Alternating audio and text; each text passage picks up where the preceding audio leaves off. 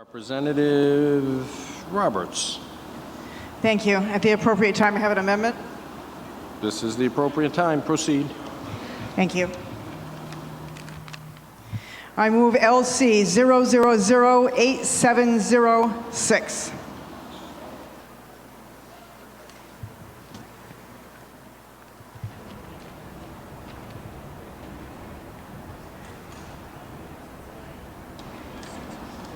Should I continue now?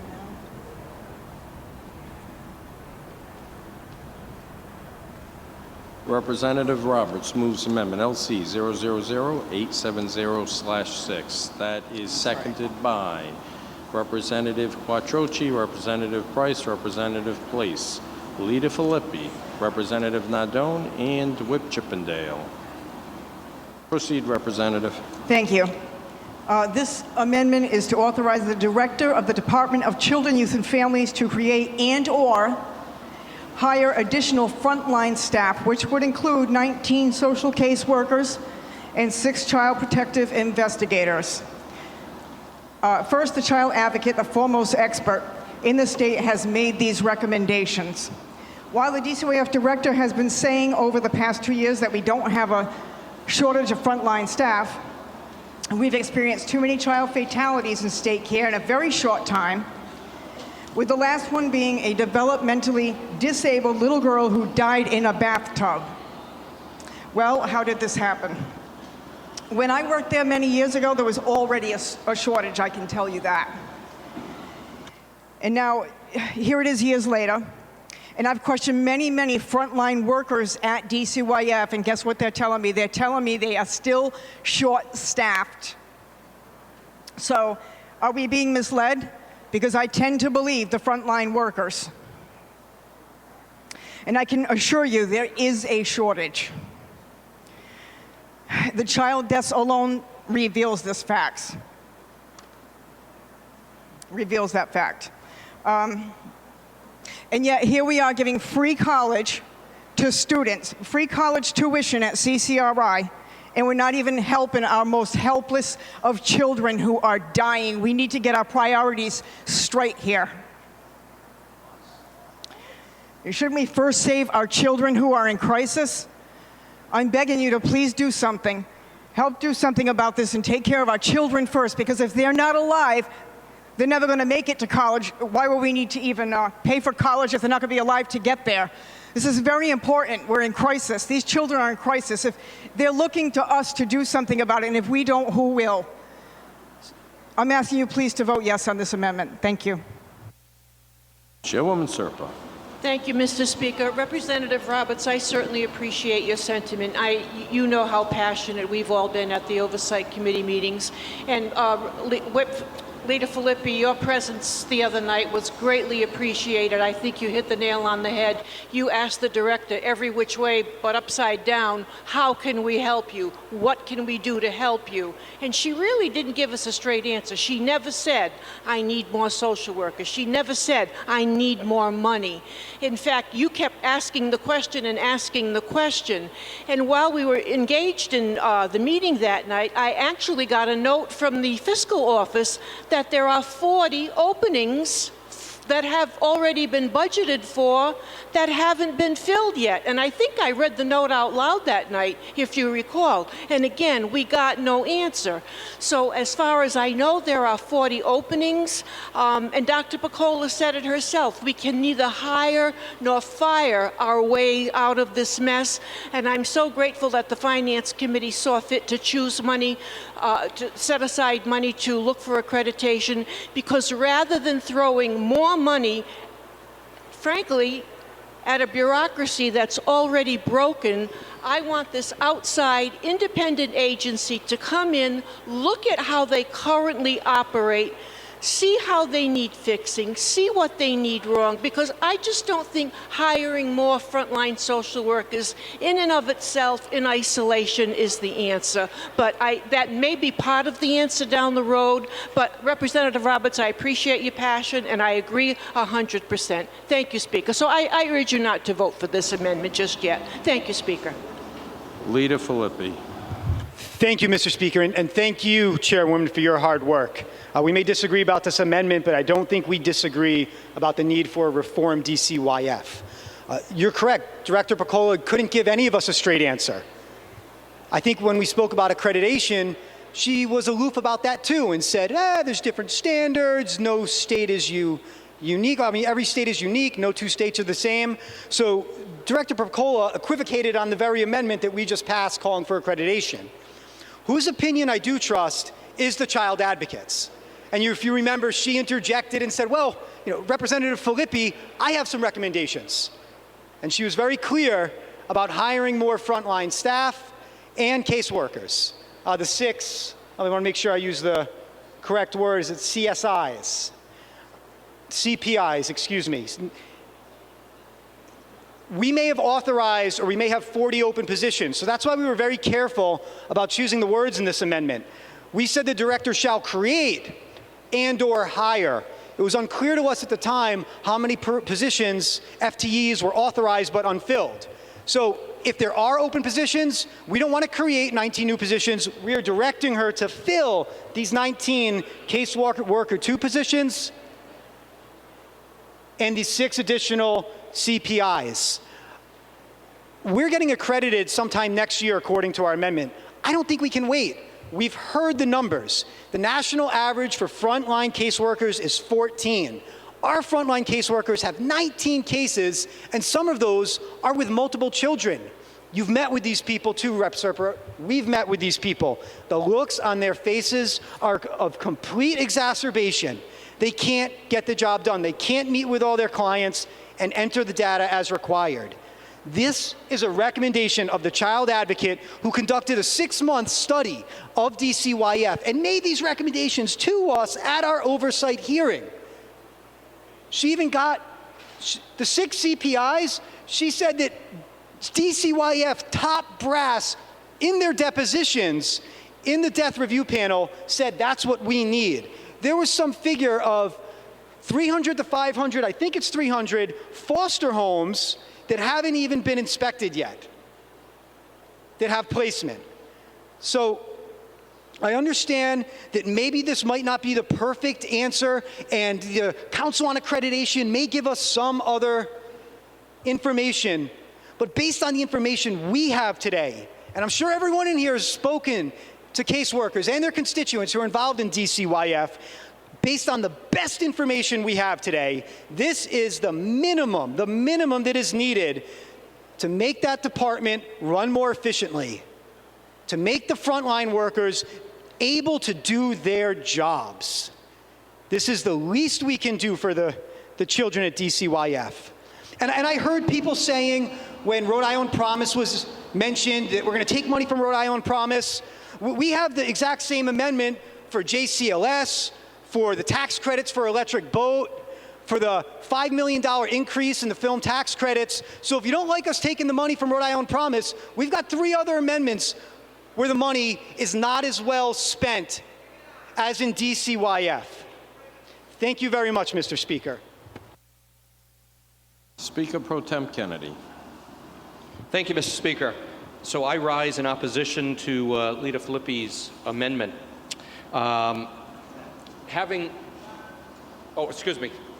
Representative Roberts' amendment. I had the opportunity to sit through the DCYF oversight hearing last week as well, and had the opportunity not only to listen to my colleagues on that committee, try to get a straight answer from Director Piccola, but also to try to determine exactly what the needs are of that particular agency. Director Piccola was very clear to us that you cannot hire your way out of this problem, nor can you fire your way out of this problem.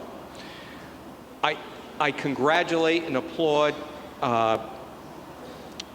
the Finance Committee for moving forward with this accreditation money, because it is going to enable an outside agency to come in, look at what's going on at DCYF, and hopefully come back with recommendations as to what the changes have to be made in order to bring this agency under control and address the necessary accreditation standards.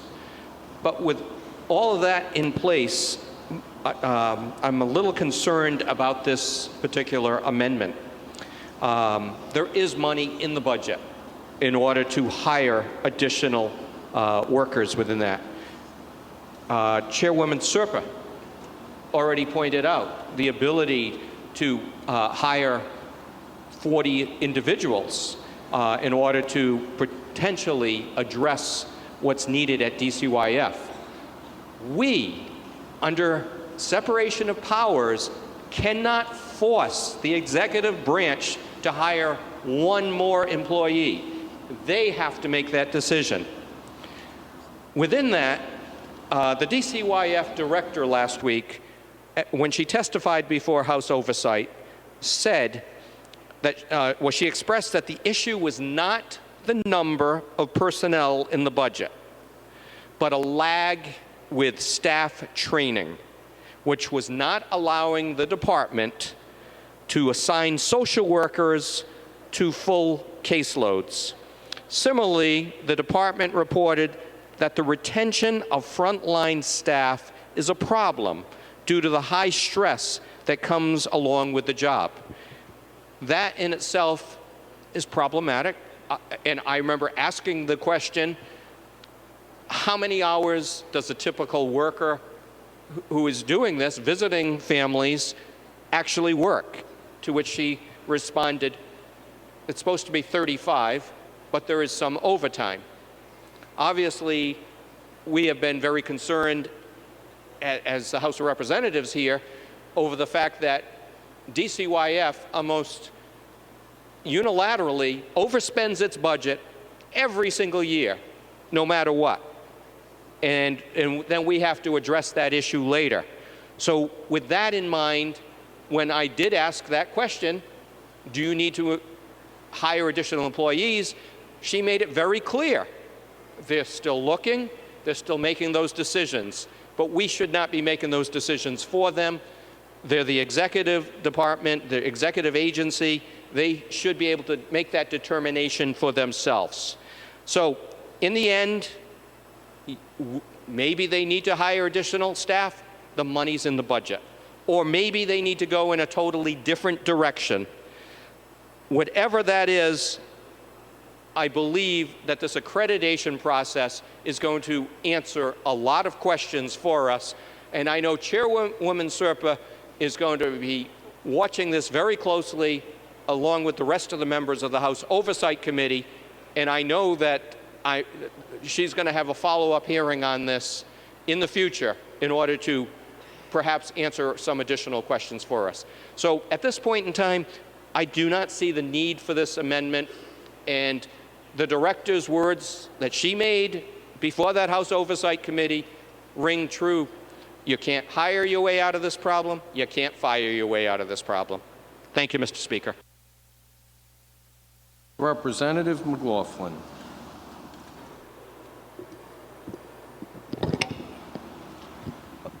Mr. Speaker, members of the House, I'd just like to add a little bit of input. You know, I've had the privilege of actually, DCYF is a mess. We all realize that. But I've had communication, believe it or not, very close communication with a couple of social workers who actually have more than 25 years apiece, okay, with DCYF, okay? And their frustration has come to a level, and what they're telling me, and I try and like to share with you is, their caseloads, they're overloaded, all right? They actually left, okay, one actually works for the Catholic Diocese of Rhode Island now, with the frustration. The frontline workers are overworked, overburdened, and basically from, I mean, I've had several talks with them, and they say to me very bluntly, okay, there's too many chiefs and not enough Indians. So I think we should look at that aspect, of it and try and address that. A lot of questions have been asked, about frontline workers and so on. They're overworked, they're overburdened. Let's look at administration and make them accountable. Thank you so much. Representative Place. Mr. Speaker, thank you. I stand in support of this amendment. The two primary arguments I've heard against this come from the director who was appointed by a governor that told us UHIP wasn't a problem. We're going to have a problem with UHIP. UHIP was going to work fine. Well, again, it's coming from a director who's hired by a governor who's pretty much in my experience, is asking her officials to cover her butt. In the military, if you ever really want to know what's going on in an organization, you go to the sergeants, you go to the lowest ranking people, because they're going to be honest with you. You go to the captains, you go to the colonels and the generals sitting there asking the questions, they're not going to tell you the truth, or if they're telling you the truth, it's the rosiest truth they could possibly give you. So I hear terms like lag in training, high stress, problems with retention. That tells me that there isn't enough people to do this job. And I'm not just hearing the testimony, I'm hearing this from the people that actually work at DCYF, because they're the ones telling us. Representative Roberts' testimony was to that point. The people she knows that works there are telling her, this is the problem, this is how we fix it. The people in the chain of command, it's in their best interest to make their boss look good. That's their responsibility, that's their job. And I believe that's what they're doing. And again, we can all go back to the days just before UHIP, where I could tell you I had two constituents when I was on the town council that told me UHIP was going to fail. And why, if me as a town councilman in the town of Burrillville knew UHIP was going to fail, how didn't the governor know? How didn't the rest of her administration know? So no, I'm not going to trust the testimony from an official from this governor's administration, because I understand what their responsibility is. Thank you, Representative Williams. It's exactly you. Anyways, but again, I'm not going to trust that testimony. I'm going to trust the people that do this job on a regular basis. And those people are telling us their caseloads are too heavy, which means there aren't enough people there to handle the work that they're given. So again, I urge you, support this amendment, because as Representative Roberts says, there are children dying because these caseworkers are overloaded. And we can either listen to an administration who has been less than honest about the actions of her administration over the course of the last 5 to 6 years, or we can listen to the people that are actually doing the job every day. Thank you, Mr. Speaker. Chairwoman Williams. It is straight, but it's straight. Thank you, Mr. Speaker. I rise in opposition of this amendment. I would like to share not only my reasoning, but my experience. Yes, children and family are supposed to be our priority, or at least the Department of Children, Youth, and Families. But they're not. For me, what I see, we talk about human trafficking, it's children and family trafficking. We've seen the results, and we yet to do anything about it. They are short-staffed, but we insist to keep the bad apples. I am a union member, proud to be, and will be always a supporter. But if you're bad, and you gotta go.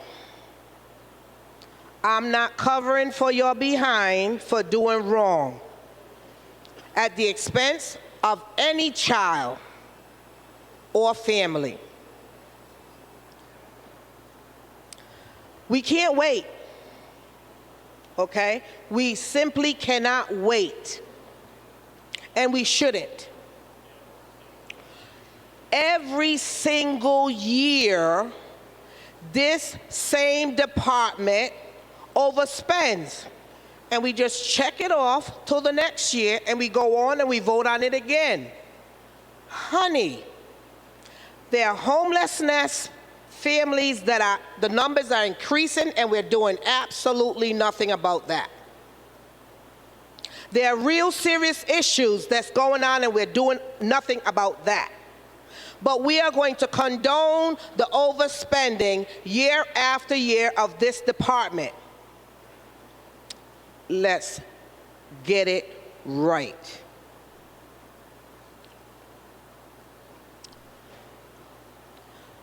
The governor put a commission together to see if she can retrieve $10 million.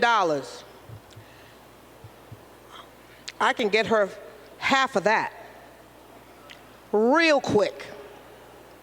There are 35 central managers that are making 6 figures, and trust me, their salary is over $5 million. Hello. And several of them have the same title, and they ain't really doing nothing but collecting a check. Period. Check it out. Do some homework. 35, 6 figures. And guess what? They're not in the union, so there's absolutely no excuse for them to get their pink slip and say, bye, Felicia. Okay? Our children are our priority, not those hookups of those 35. So what are you gonna do? What are you gonna do? Everybody is ready, especially the governor, to call the kettle, the pot calling the kettle black. Well, I'm calling them all out. 35. You want to find out where you can get $10 million? Those 35 will give you $5 million right off the bat. And you don't have to utilize the union as an excuse that we can't touch them. Let's get a report of what they do. I don't know them, and realistically, I think they have been on the bandwagon, eating at the trough for far too long, thanks to Jamie and McDonald. Hello. Let's fix that. $5 million.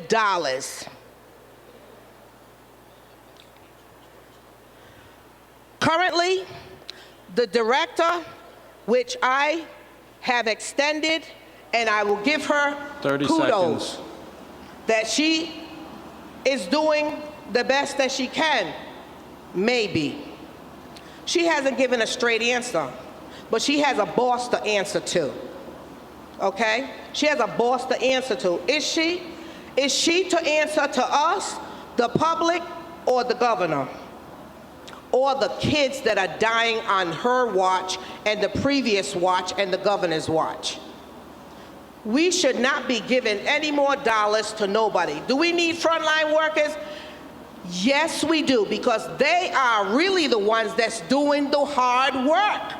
And they're overworked. Time, Chairwoman. I'll be back. All right. I'm sorry?